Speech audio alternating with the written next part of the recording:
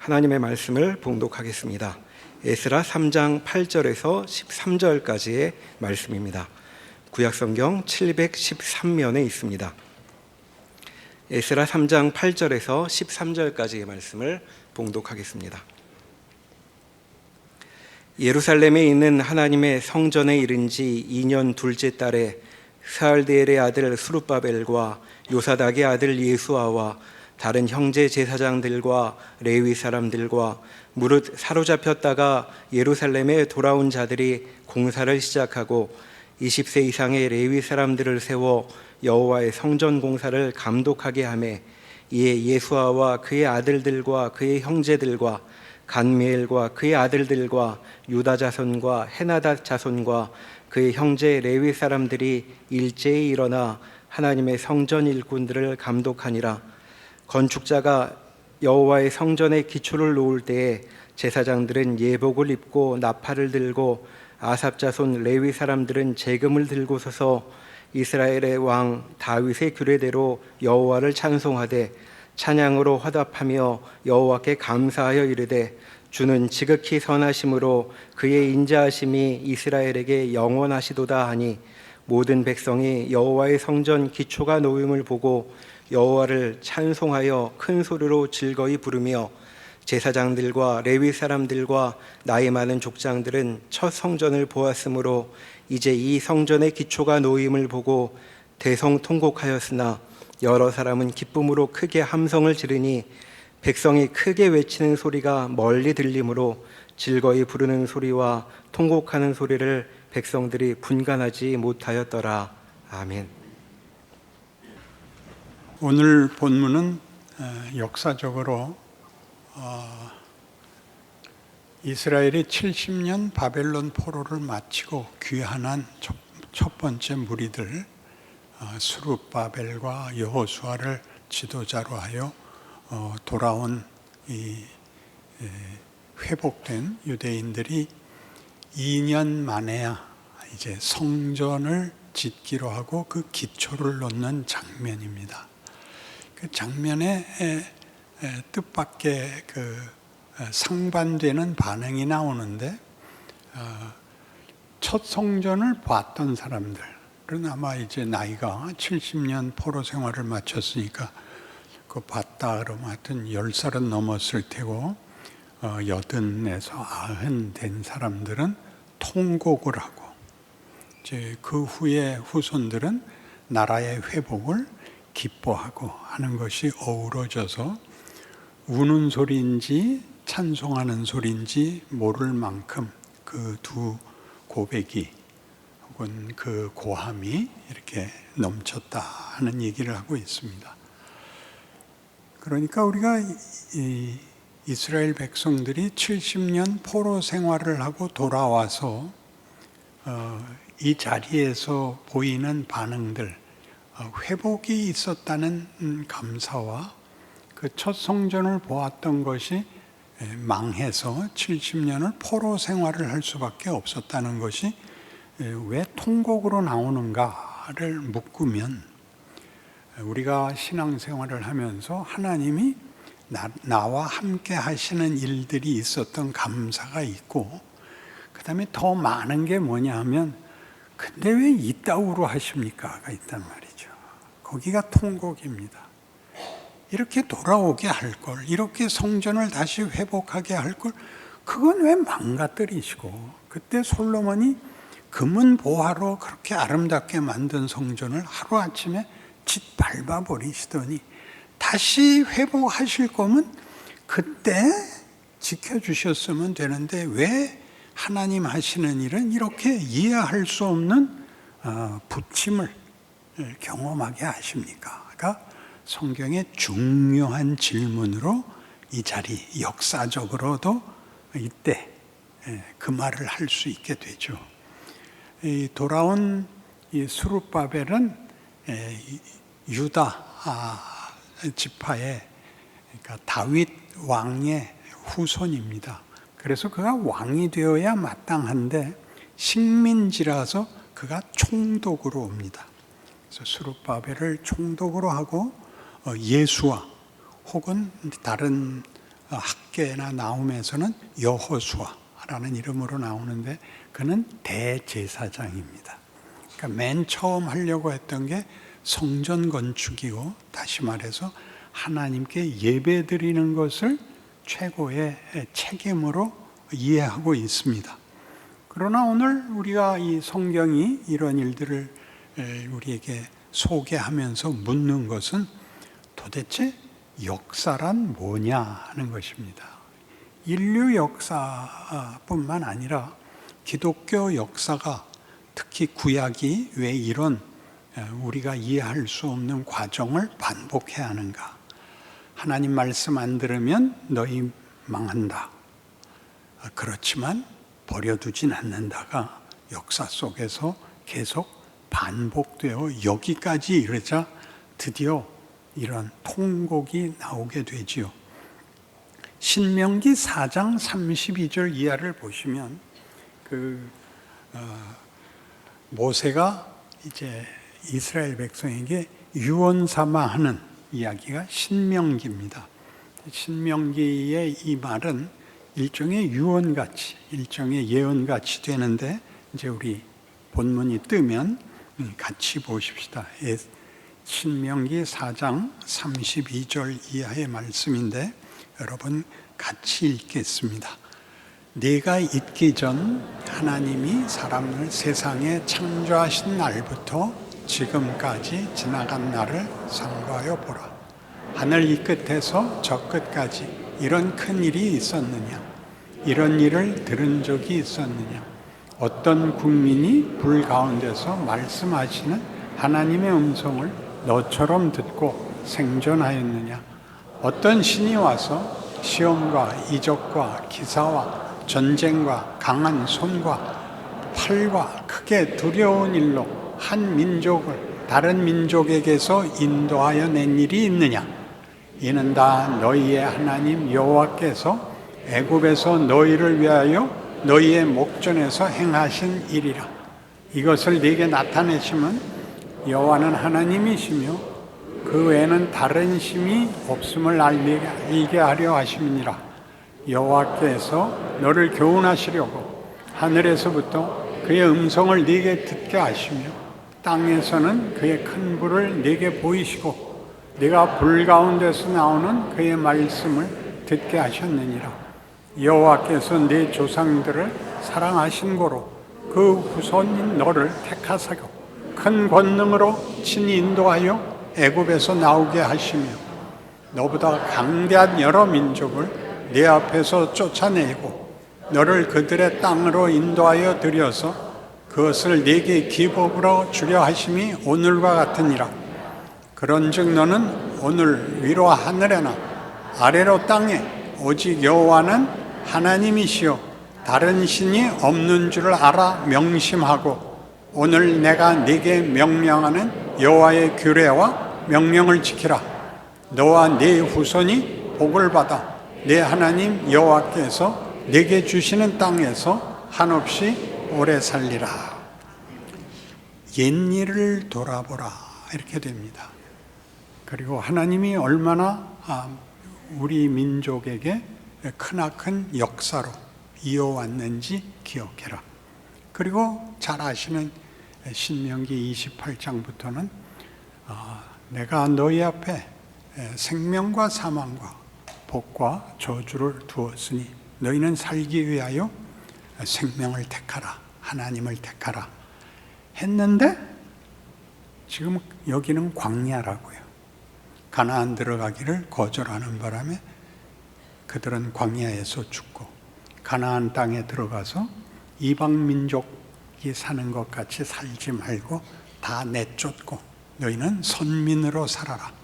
그 말 안 들어서 사사기를 여러 세울 수밖에 없는 주변 국가들의 침략을 내내 받고 그래도 못 알아들어서 우리도 무력을 힘을 합쳐야겠다가 열왕기가 되어 왕을 리더로 하는 국력을 합쳐서 외적과 싸우자 그랬더니 하나님이 이번엔 대적들을 더 큰 제국으로 만들어서 아시리아나 바벨론이나 페르시아나 뒤이어서 그리스, 로마 시대까지 종노릇하는 생활을 이어가고야 그 다음에 예수님이 오십니다. 그래서 이런 이스라엘의 역사가 주는 교훈은 뭐냐? 무슨 깨우침에 관한 문제가 아니라 역사라는 것은 뜻밖의 더 깊은 의미가 있는데, 그것은 정황이라는 것이, 현실이라는 것이 주어지고 거기서 어떤 답을 찾아내는 일로 인하여 그런 정황에 해당하는 단어를 비로소 만들게 됩니다. 쉽게 우리는 신이 그냥 신이지 여호와 하나님이라고 알게 된 것은 하나님이 자신을 그렇게 설명했기 때문에 나는 스스로 있는 자니라 라고 해서 여호와라는 이름은 그 이름 자체가 나는 있는 자다라는 뜻입니다. 하나님이 특별한 하나님, 우리가 막연하게 이름을 붙일 수 없는 신이 아니라 여호와 하나님이신 것과 그 하나님이 그가 만든 인류를 만드실 때 목적한 결과를 만들고야 말겠다라는 것을 그 어떤 정황마다, 사건마다, 역사 속에서 그 일을 경험함으로써 단어를 만들게 돼요. 없었던 단어를. 그 없었던 단어가 개념을 나타내게 되어서 이제 비로소 우리의 사고와 이해에 논리라는 것이 생기고 이해라는 것이 생기게 되는 것입니다.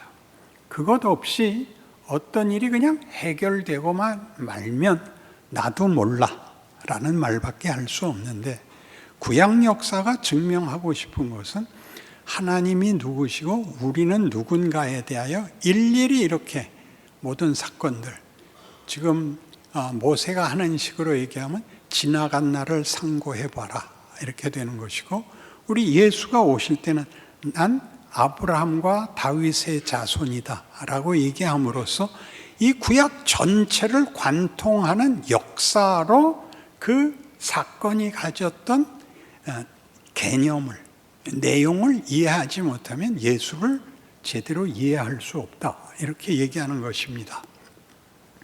그래서 이 문제에 우리가 가장 귀한 나는 스스로 있는 자니라는 모세가 물은 질문에 대한 답이었습니다. 그러니까 한번 생각해 보십시오. 모세는 당시 애굽에 종된 히브리 민족의 자손으로 태어났는데, 그때는 애굽 왕 바로가 이 백성의 수가 너무 커지니까 사내 아이가 태어나면 다 죽여라 할 때 태어나서 하나님의 특별한 부르심을 40세쯤에 깨우쳐서 자기 민족을 위하여 목숨을 걸 각오를 하고 편을 들었다가 자기 민족에게 배척당하는 바람에 광야로 도망가서 몇 년을 지낸다고요? 거기서 40년을 지냅니다.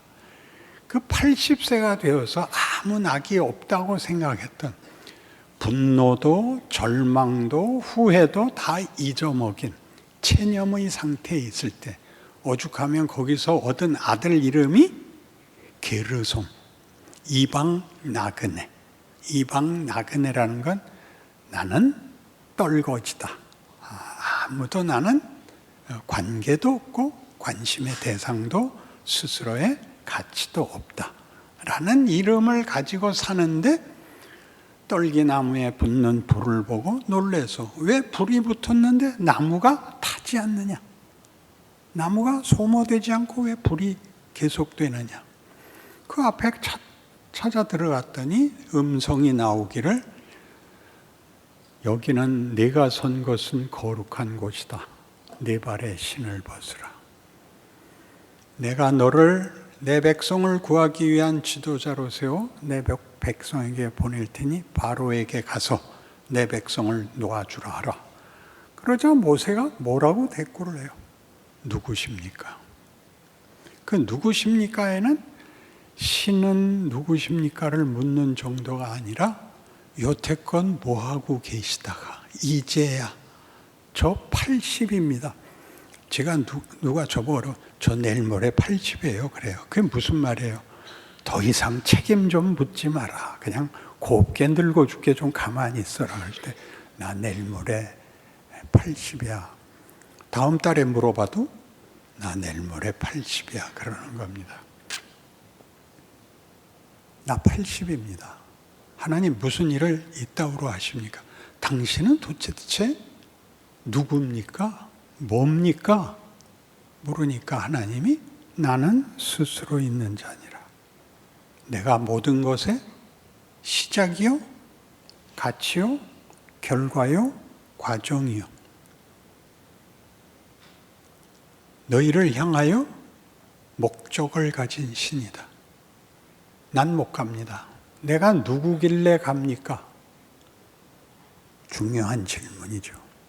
그러니까 모든 신은 사실 뭐에 대해서 대답을 해야 되냐면 그 신이 나라는 존재의 운명에 대하여, 그 운명을 만들 본문에 대하여 무슨 계획과 힘을 갖고 있느냐를 설명해야 됩니다. 그러려면 그 신과 나와는 무슨 관계이길래 신이 내게 이러십니까를 물어야 됩니다. 우리가 신에게 보상받을 만한 것을 내놔야 답이 나오는 것이 아니라 신이 먼저 찾아와서 나는 네 조상의 하나님이 곧 아브라함의 하나님, 이삭의 하나님, 야곱의 하나님입니다. 구약 내내 그 얘기가 나오죠. 나는 너희 조상의 하나님인데 내가 너희 조상에게 한 약속을 이루기 위하여 이제 너를 불러 세웠으니 너는 가라. 이렇게 선지자들이 보냄을 받는 것입니다. 그래서 우리가 잠깐 인류 역사를, 성경 구약에서 보는 인류 역사를 우리의 신앙 차원에서 특권을 가지고 본다면 하나님이 인간을 만드실 때 우리의 형상을 따라 만들기로 하고 진흙을 빚어 만듭니다. 그건 굉장히 의미 있는 겁니다. 있어라 이렇게 아니라 하나님의 손으로 이렇게 자식을 낳고 만들듯이 친히 그 손으로 빚어 만들었다는 겁니다. 굉장한 친밀한 관계라는 것을 창조에서부터 보이죠. 다른 모든 것들은 있어라, 생겨라인데 인간만은 스스로 빚으시고 혼을 불어넣으시고 자신의 자식이라. 너는 생육하고 번성하여 땅에 충만하라. 모든 창조 세계를 다스려라. 그러나 너 선악과만은 먹지 마라. 그런데 먹었죠. 저거 먹으면 죽는다. 그 말 그대로 그들이 벌거벗은 자신을 보게 되고 수치를 깨닫게 되고 그리고 그가 낳은 아들이 그 아들을 죽입니다. 가인이 아벨을 죽이고 도망가고 하나님이 화가 나서 홍수로 다 쓸어버리고 새로운 민족을 시작하는데 그 모든 과거에도 불구하고 홍수에도 불구하고 다시 바벨탑을 쌓습니다. 바벨탑을 쌓는다는 것의 의미는 신이 저주를 내려도 우리가 그 저주를 피할 방어벽을 만들자입니다. 신을 따를 마음도 없고 순종할 마음도 없고 신을 경쟁자로 삼고 있죠. 그래서 지금도 막말하는 사람들은 우리가 하나님 아버지 그러니까 나는 그런 신은 난 상관없어. 그리고 막말을 하는 것으로 자신의 무슨 우쭐함을 표현하는 망할 짓을 합니다.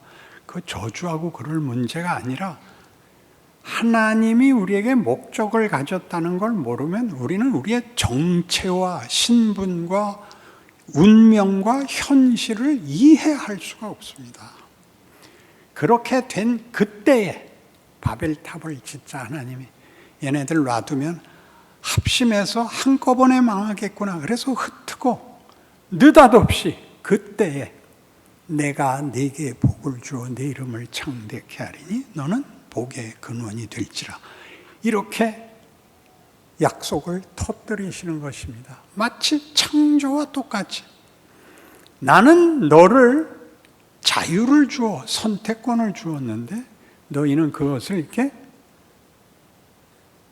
나를 모욕하고 반대하는 것으로, 그래서 죽음을 자초했지만 나는 너희에게 처음에 만든 너희라는 존재의 운명과 내용을 버려둘 수 없다 라는 선언이 아브라함인 것입니다.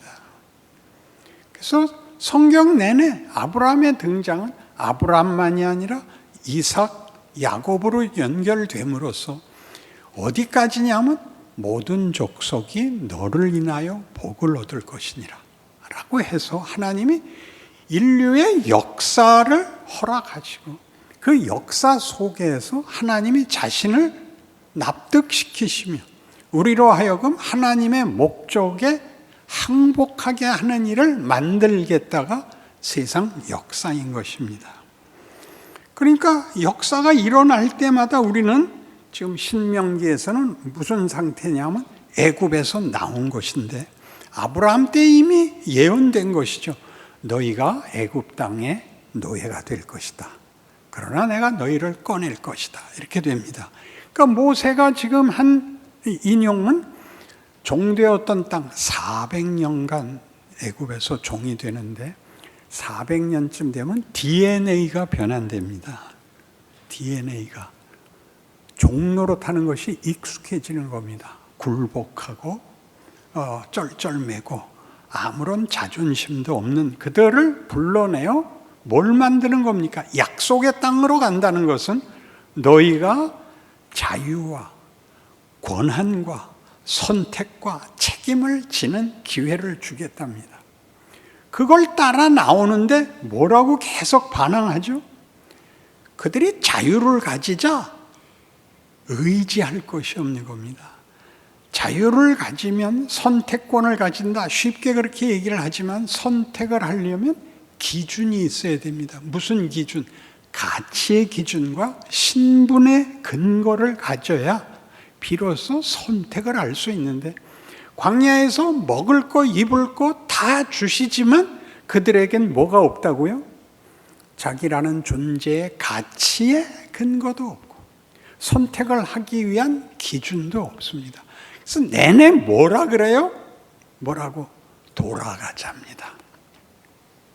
쇼생크 탈출 다시 한번 합시다. 그 감옥에 갇혔던 종신형을 받은 죄수 중에 오래되어 도서관 사서를 하던 브룩스라는 노인이 가석방으로 풀려나게 되자 안 나가겠다고 그 같은 동료 죄수의 목에다 칼을 대고 행패를 부려서 다 가서 왜 그래 나 안 나갈 거야 얘 찌르고 나 더 살 거야. 그래서 겨우 말리죠. 그가 나갔다가 자살합니다. 그 소식을 들은 이 안에 있는 죄수들이 다 같이 레드라 그래갖고 모르죠. 그 배우 이름도 까먹었어요.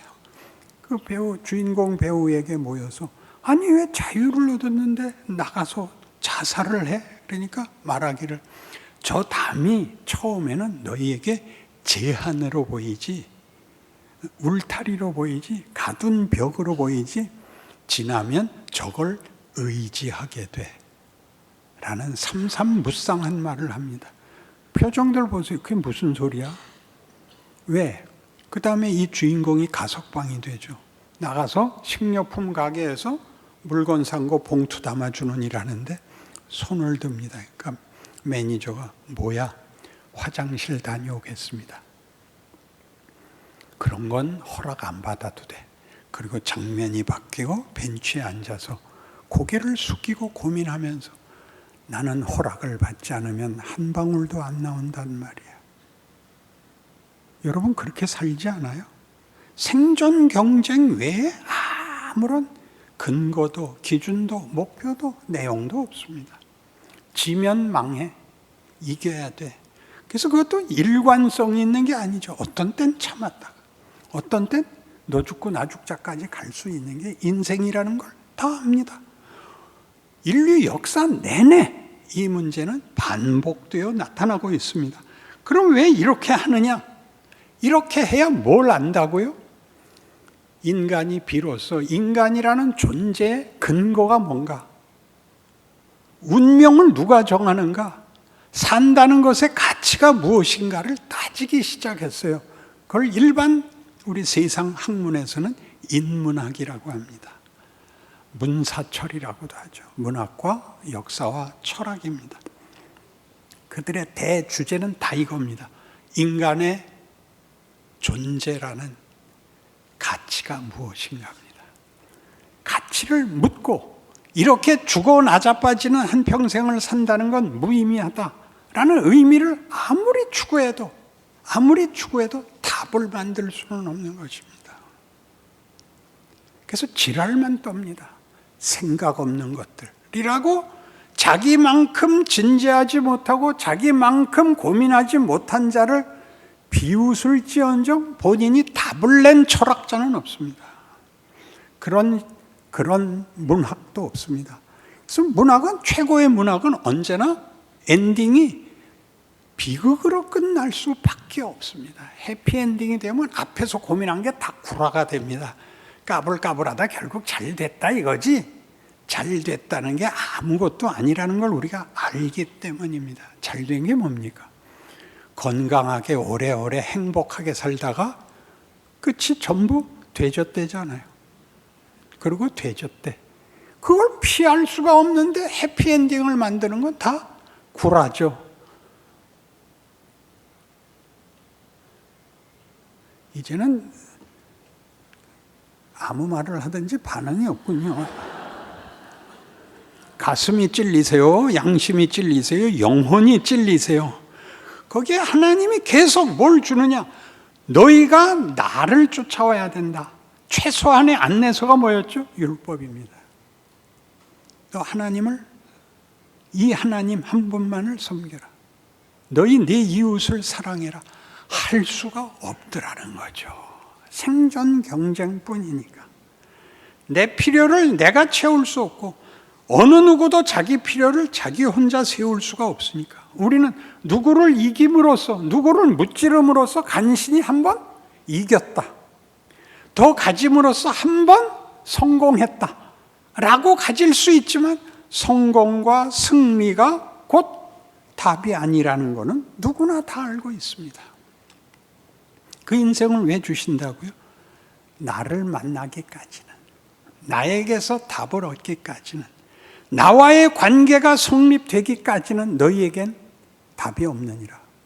너희라는 존재는 부족하다는 걸 내가 지적하려는 것이 아니라 나 하나님은 너희를 나에게서 사랑과 믿음의 상대로 만들려고 만들었고 이 과정을 허락하는 거다.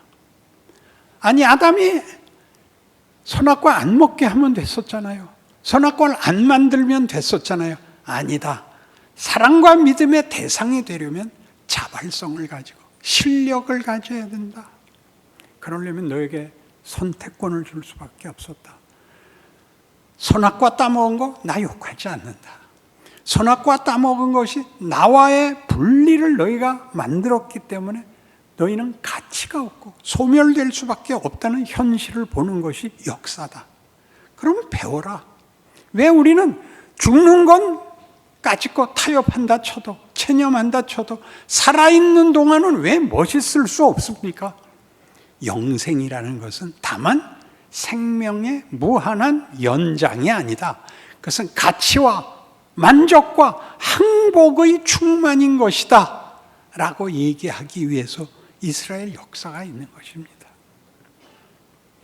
하나님이 그러니까 뭘 하시는 겁니까? 내가 진리요 생명이요 영광이며 사랑과 믿음의 본문이다. 그건 나밖에 만들 수 없다.